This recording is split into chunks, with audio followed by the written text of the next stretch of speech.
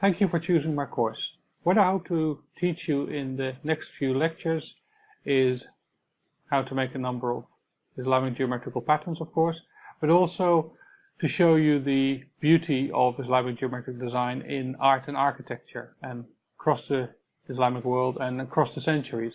There's an enormous diversity of geometric patterns. Some of those patterns we will tackle in this course. I also want to give you the tools to better understand compositions when you see them. There are things that you can learn by looking closely that will help you understand better how craftsmen made the composition. It will also help you understand better how certain patterns are related to other patterns.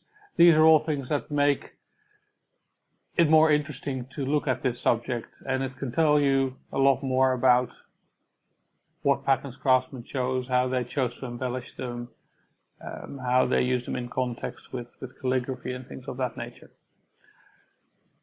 Another aspect of this course is that I would hope that it enables you to develop an interest in this subject so that you are encouraged to start making your own patterns.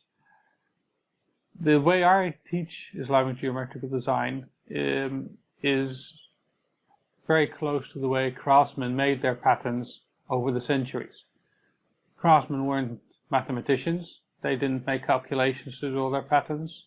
They didn't, and we don't have to either. If you can draw a line, if you can draw a circle, that's enough. So what I hope is that this course gives you the foundations to do that. I hope to make more courses. This is the first one. But this one is really the one that is supposed to offer a foundation for people who have an interest in this subject.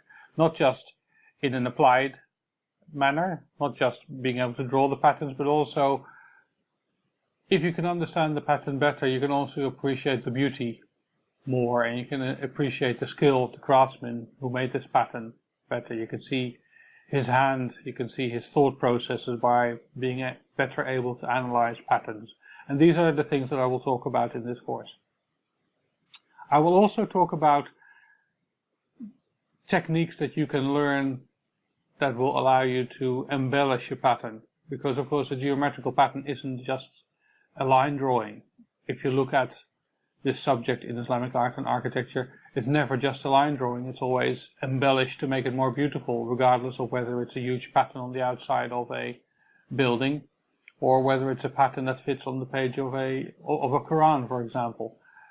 It's always embellished. It's always decorated in a way that, for example, balances the straight lines of the geometric pattern with the curved lines of a floral motif. For example, in North Africa, for example, in Marrakesh or in Fez, when you see these geometrical zellige patterns, you can see that it has bands that interlace, that go over, that go under. That technique you can also use on paper.